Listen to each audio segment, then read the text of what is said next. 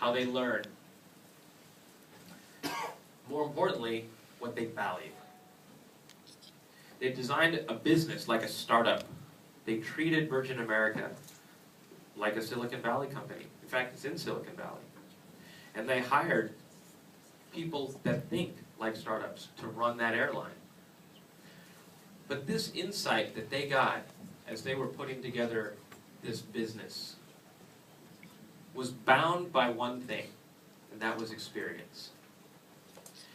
If you've ever flown Virgin America or seen pictures of it, it's really interesting because when you come to the airport, the ticket counter, when you put the first step onto the airplane, when you call their number or you go to their website, it's very holistic. It's evocative, and it was inspired by the 6 things that customers told them that they value most.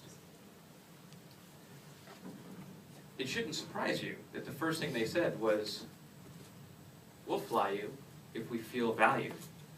It's the #1 flaw in airlines in general, is people just don't feel like they're valued.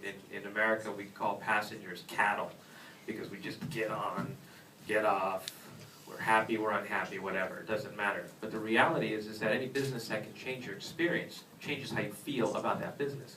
And even though you can't measure it, you and I know that feelings, earning positive sentiment, is the root of advocacy. And advocacy is the root of influence. So you're not going to change your business overnight. So you have to start small. You have to start with pilots, small programs, to prove that you're thinking the right way, that you're solving for the right things. Because for the next 10 years, the reality is that we're going to have to cater to these 3 different customers. Just the reality. You're not going to do it with one strategy. I was meeting with a company called Philips Electronics.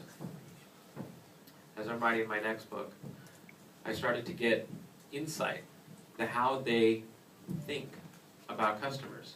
I'll share an example with you. One of the things that Philips makes is an MRI scanner. Scan your brain. It's a big, scary machine. And part of their team was brought in to solve a problem.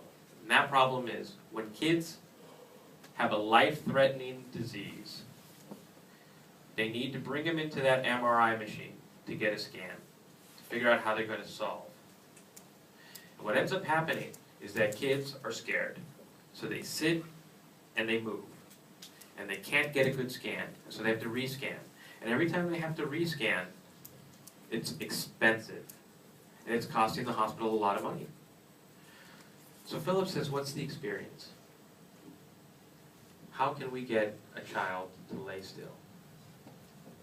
And when they come into the doctor's room now, there's nice music.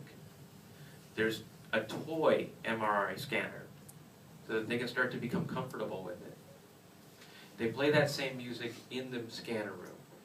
They're trying to change the experience of a child to be more comfortable, and that's by design. So if you can do it for an MRI scanner, I think you can do it for anything. So I wanted to leave you with the 10 steps that we should think about leaving here today. And then we'll get to questions. It starts with becoming the champion. And I believe that that takes courage.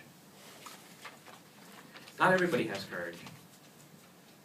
Sometimes it's easier to push someone else to be the champion. I've certainly done that in the past. I was too shy. But that's where it begins. To have the vision and the courage necessary to start having the right conversations. I wish this was a memo that I would see from my management team. The key is not to be afraid. Fear is actually one of the greatest cripplers for business innovation today. Nobody wants to challenge the system. Nobody wants to challenge how we do business today. Because this is a really shitty economy.